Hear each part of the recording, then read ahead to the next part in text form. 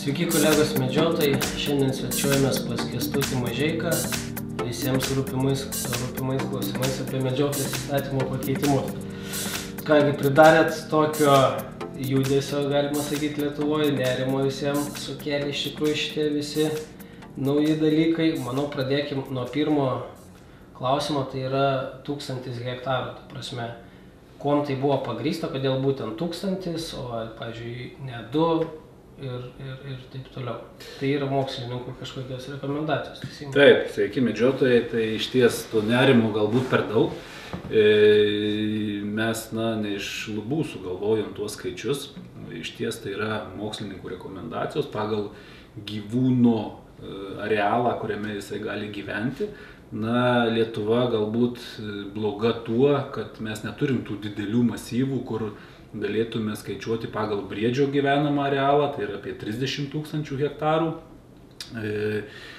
Skaičiuojam mes pagal stirnos ir šerno gyvenamą arealą. Tai ta prasme, tame 1000 hektarų, ką žmogus, tas savininkas žemės, tarkim, įsteigęs klubą, teisingai, ką jis galės medžioti? Jis galėtų medžioti šernus, stirnas ir smulkiąją fauną.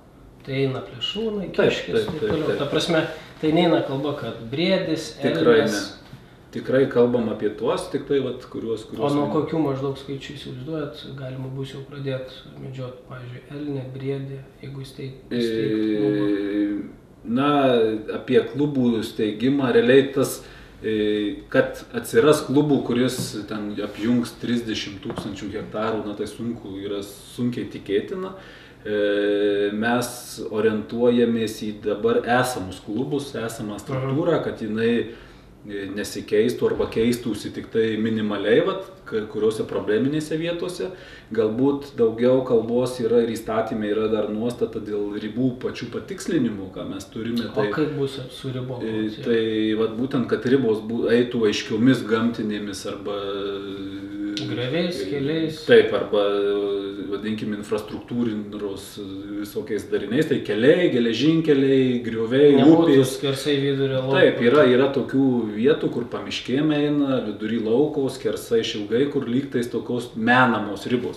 Ypač ydinga yra, kai suformuota rajonų ribomis, kur tikrai ten ir eina šalia kelio, pusiau pamiškė ir miško, netgi ne kvartalinė linija, tokių pavyzdžių yra. Ir šitas problemas reikia spręsti, nes juo labiau lygtais didėjant mokesčiui, ta problema stiprėja, nes turim žinoti, už ką mokam, realiai ir pačia medžiotojai.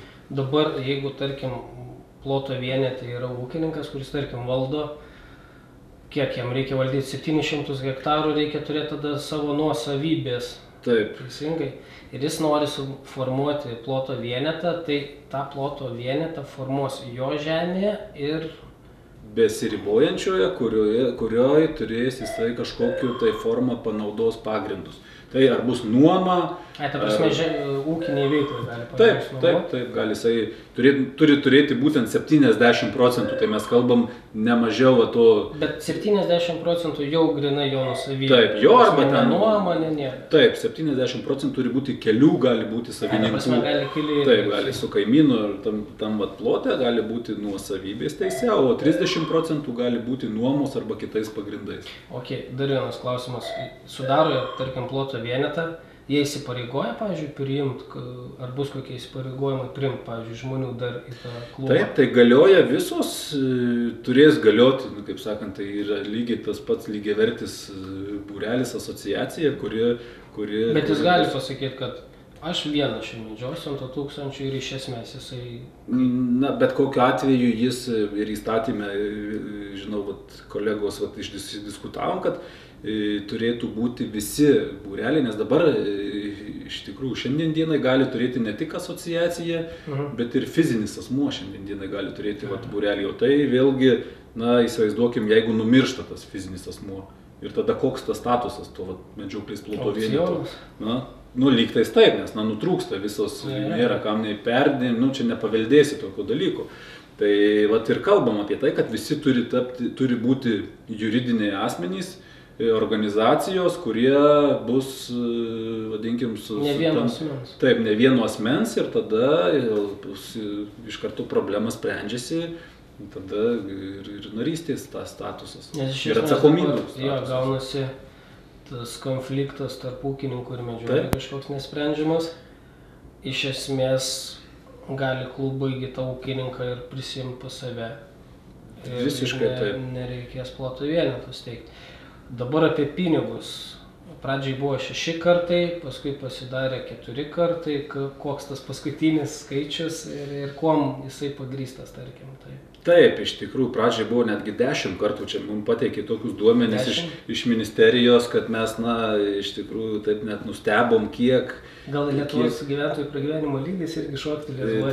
Tai čia įdomiai, taip kažkaip gavosi ta informacija, aišku, galbūt nesusikalbėjimas, informacijos tas netikslumas ir kas stebina mane asmeniškai, kad, matant, kaip vadinkim, elgiamasi su tais mokesčiais, kaip jie perskirstomi, tai šiek tiek liūdina ir galbūt tas nepagrįstas tų medžiotojų toks menkinimas to vardo medžiotojo iki šiandien. Jau ilgai tą daryti. Taip, toks lygtais netgi atrodo, kad galbūt ir dirbtinai kažkiek tai buvo daroma ir tas galbūt dėmesys buvo orientuotas į pačią medžioklę, į tą patį žvėrį, o ne į tai, kas sieja tą medžiotoją su ta gamta. Tas medžiotojas. Taip, ne ką daro.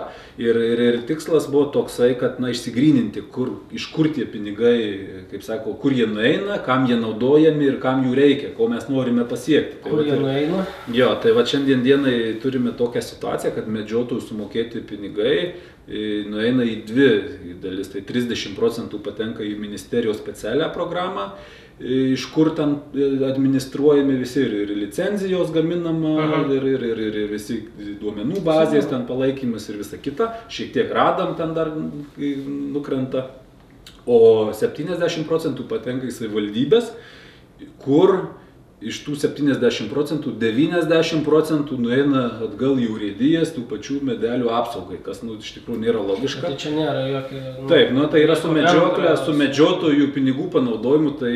Tarkim, nugriaužė briedis medelį, o medelio apsaugai 90%. Taip, iš tikrųjų toks paradoksas, ar ne? O 10% nueina būtent vilkų padarytai žalai ir, lūšių vilkų, plėšrūnų padarytai žalai. Taip, kita nepanaudota dalis, jeigu grįžta atgal į savivaldybės biudžetą, ir jie gali ten jau naudoti, man atrodo, kad ir kitoms truputį reikmėms, kur vėlgi nesusijusi. Kokie jūsų norai?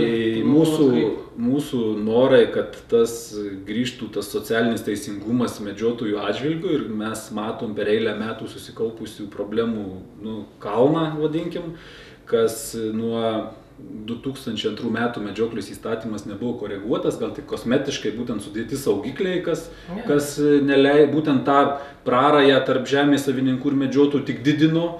Tai mes norim realiai už tuos pinigus, kad ir metų paskutiniai tie įvykiai su nelaimingais atsitikimais, ką rodo, kad tas saugumas medžioklėje reikalingas ir turi atsirasti. Ir Europoje visur einama link to, kad medžiotojai turi šaudyklas, praktiškai šaudo. Iš esmės turėtų medžiotojai pagal mane kasmet medžioti šaudyklą ir praleisti. Tai mes šitoje vietoje turim bendrą sutarimą ir aš tą linkme ir noriu pasakyti, kad yra tikslas, kad regionuose, visa Lietuva būtų, vadinkim, regionuose atsirastų medžiotojams patogiuose vietose, kažkur tai centruose regionų šaudyklos, kurie vieną kartą į metus privalomai atliktų prieš sezoną, kaip tokį praktinį. O visų kitų laikų gali sportuoti, treniruotis, varžybas rengti. Aišku, yra tokių atvejų, kur žmogus neišuos 2 metai. Taip, ir tenka pamatyti ir daugam, turbūt medžioklėje sutikti medžiotoją, kur dar turi nuo šovinių, kur su ta popierinė tokia išbrinkusi tutelė. Tai čia nėra malonus šalia tokio medžiotos, stovėti iš principų. Dar ten pas jūs buvo parašyta, kad investuoti, pavyzdžiui, gyvą fauną, tai, pavyzdžiui, į veisinę danielius, ne? Yra tokie. Kaip PVZ. Taip, kaip PVZ, tai gal kažkur būtų tikslinga tai padaryti, bet nors daug medžiotų jau ir patys savo iniciatyvą. O kaip bus su tais, dar klausimėlis, jeigu klubas jau investavęs, neįsiveisė danielius, turi popieriukus, iš kur pirko, kada tratata, ar negali būti, kad jie mokesčiai gali būti mažesni už tos pačius plotus? Atbulinė tvarka, žinom, įstatymai negalioja, tai čia toks dalykas, tai galbūt, kad nebūtų nuskriausti ir vieni ir kiti, tai mes įsivaizduoju, kad galėtume pradėti tarkim, kurapkų ir kiškių gausinimo programas, tai būtų visiems, kitos rūšys. Taip, kitos rūšys, kurios medžiotojų mūsų bendrų sutarimų būtų tikslingos, galbūt jeigu būtų poreikis Lietuvoje ten pagerinti, nežinau, elnių genetinį fondą, kažkaip įvežti naują geną, jeigu tai moksliškai būtų įrodyta, pagrįsta, būtų galima, vadinkim, tokią programą finansuoti. Bet, kalbam apie tą fauną medžiojamąją, kurią mes turim,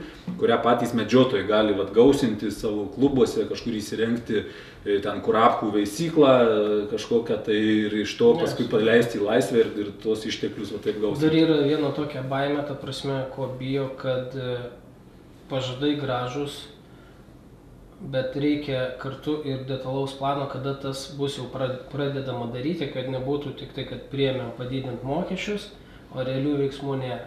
Tai yra toks noras, kad kartu viskas keliautų vienam pakete su konkrečiais veiksmais, pavyzdžiui, 18 metais ten ir ten bus tas ir tas. Surinkta, kiek planuojate lėšų surinkti?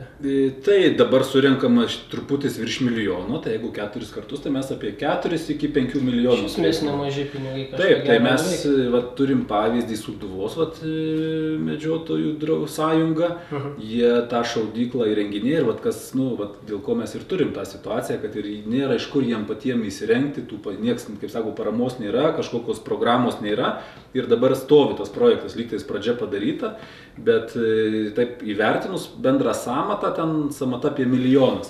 Tai mes ką turim 4 milijonus, bet jau čia su infrastruktūra, su viskuo, kad mes galėtume jau ten pilnai turėti viską, kaip sakant, nuo nulio iki atėjimų šaudyti. Labai daug atrodo, tas milijonas. Ne, tai čia kalbam ne tik apie vien tik tai pylimo supylimą ir gulėjimą lauke, bet kalbam ir apie pastatą, kur kartu būtų ir galbūt ten ir mokymai, seminarai. Nes dar yra tokia baimė, kad, prasme, kaip Lietuvoje dažnai būna, visi žinom, kad savikaina 1000, o padaro už 10. Ne, tai čia šitoj vietoj tikrai mes kalbam, kad turėtų patys medžiotojai, bus tų šaudyklų administratoriai, tai nebus nuleista iš viršaus bus tik tai sąlygos ir, vadinkim, finansavimas, kad centralizuotai.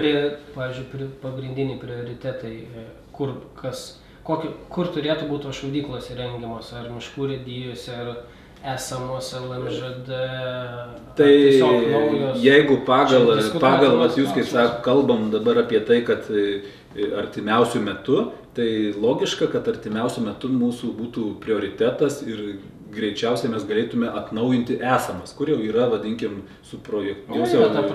veikiančios arba prasčiau veikiančios arba nenaudojamos, apleistos, yra tų tokių vietų, kur mes jau, vadinkim, turim vietą, turim šaudyklą, bet reikia kokybės. Tai šitas jau galim pradėti daryti, Sūduvos yra ta šaudykla, kurią reikia pabaigti, Kaune LMŽD reikia vėlgi sutvarkyti iki galo davesti, tai šitos darbus jau galim, šitų metų gale, manau. Pavyzdžiui, tokia Ukmergės rajone šaudyklos nėra. Taip, tai vėlgi čia mes kalbam, kad tai turėtų vėlgi savivaldybės įsijungti į šitą, nes savivaldybė turi planuoti savo teritorijoje, kurioje vietoje turi atsirasti. Diskutuoti su medžiotojais ir aplinkos. Taip, ir tada galime mes tuos dalykus jau planuoti. Dabar dar paskutinis toks klausimėlis dėl bilieto. Taip. Sąvado bilieto, kaip pavadinsi, nepagadinsi. Kaip suprantu, siekiamybė yra kaip padaryti kaip žvejo bilieto tiesimą. Elektroninis gaunasi, ne? Taip.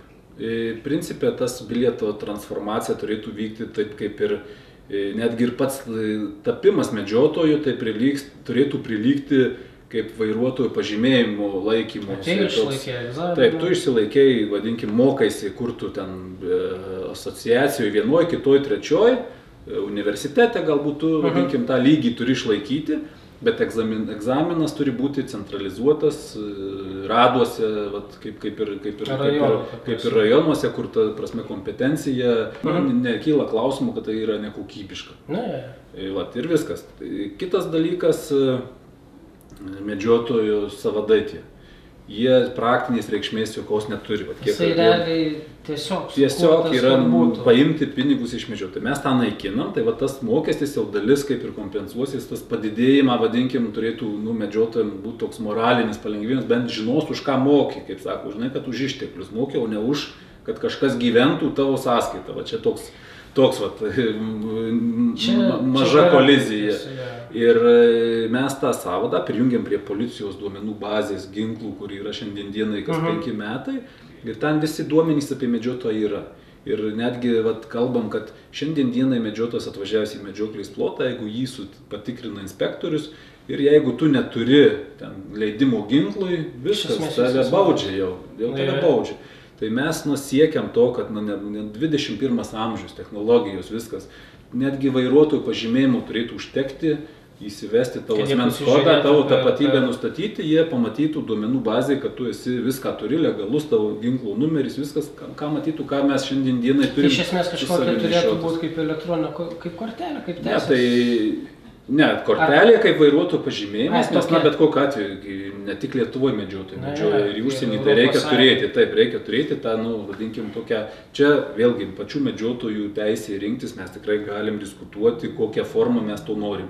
Yra Europoje, kur čia techniniai sprendiniai, o visa kita, vėl kalbam apie tą patį medžioklės lapą, lygtais yra tos galimybės, tai čia nežinau. Bet tas elektroninis medžioklės lapas, ėjo tokia kalba, kad daryti elektroninį. Aš manau, kad tai nėra visiškai tikslinga, nes, iš esmės yra teritorija, kur tu neprisijungsi, tarkim, prie interneto. Ir kitas dalykas jau gaunasi totali kaip ir kontrolė tavęs, ta prasme. Bet čia vidinė savikontrolė pačiam klubui, kitą kartą jie labai nori ir daug problemų. Bet tai tas lapas pildysis elektroninis, tarkim, aš nelabai suprantu. Tai čia gausis, kad pažymėjai ir vos ne gamtosauga mato, čia... Tai čia vidaus yra tų galimybių daug, mes ten kalbėjom su tais programuotais, kad jeigu yra vadinkim, poreikis, gali matyti ir aplinkos apsaugos. Tarkim, jeigu problematiškas. Taip, jeigu problema, gali kiekvieną jūsų judesį to žmogaus su tuo mobiliu įrenginiu. Dėl ryšio nebuvimo, tai yra vėlgi sprendiniai. Yra kešavimas. Taip, realiu laiku, taip, jisai prisidavė. Čia tų vadinkim... Bet čia tokia baimė yra, kad sekamas gali pradėti. Tai čia toks, bet mes nesiūlom, kad iš karto čia perėjai taip, bet lygiai grečiai galėtų būti, kas, kaip sako, kurie inovatyvūs, modernūs ir nori, tai kodėlgi ne, ir tiesiog sudaryti tokią galimybę, nes daug kas, kaip sako, yra tų požiūrį įvairių išsiskiria ir daug kas nori, daug kas galbūt, kas nori, kas bijo, kas nenori, čia taip sakant, norim, kad būtų kažkokia galimybė rinktis, galbūt, jeigu taip. Dabar čia yra LMŽD duomenys, teisingai. Taip. Mokestis už gyvūnijos išteklių naudojant tenkantis vienam medžioklės kolektyvo nariui. Bendras Lietuvos vidurkis yra 61 euras. Prie to pačio, kad bendras plotų vidurkis 9,9 tūkstančiai hektarų grubiai ir jame 37 medžiotojai. Iš esmės yra daug laisvų medžiotojų. Turim tą problemą prikepę ir negalvoja, kur jos reiks padėti. Kaip tą klausimą galvojama, yra kažkas galvojama spręsti, ar čia kol kas paliekama bus? Tai mes ir kalbam apie to, vadinkim, kainos, tas įkainių padidėjimas turėtų natūraliai įpareigoti. Tai grubiai tam klubui gausis koks padidėjimas, kad žmogui bus apie 100-200 eurų? Priklausomai, čia mes ką turim pagal šitos skaičius. Nuo miško. Taip, nuo boniteto ir visa kita. Tai čia pagal tai, ką mes čia matom, tai kai kuriem bus iki 80 eurų, o kitiem iki kelių šimtų eurų padidės. Tai čia priklausomai vėlgi nuo ploto dydžio, nuo medžiotojų skaičiaus. Čia yra dvi dedamosios ir natūraliai. Nes iš esmės tada, yra tikimybė, kad, ta prasme, medžioklės plotai pradės pardavinėti, tarkim, žvėrieną, kad kompensuotų. Taip, norim sudaryti tą galimybę, kad medžioklės ploto vienetai atitiktų, vadinkim, kurie turės sąlygas apdorojimo normalias, jie galės parduoti tą pačią žvėrieną, nes poreikis yra ir žmonių norinčių įsigyti oficialiai tos žvėrienos. Aš susiduriu pats, man dažnai rašo. Taip, tai tie dalykai ir tai turėtų paskatinti tą ūkiškumą galbūt medžioklės plotuose. Supratau. Ką, manau, iš esmės į pagrindinius tuos klausimus, kurie baimės kėlė, kažkokį atsakymą gavot, o jeigu kils dar kokių klausimų, manau, vėl lankysimės, kalbinsim. Dėkui už atsakymą. Pasimatėm. Susimatysim. Iki.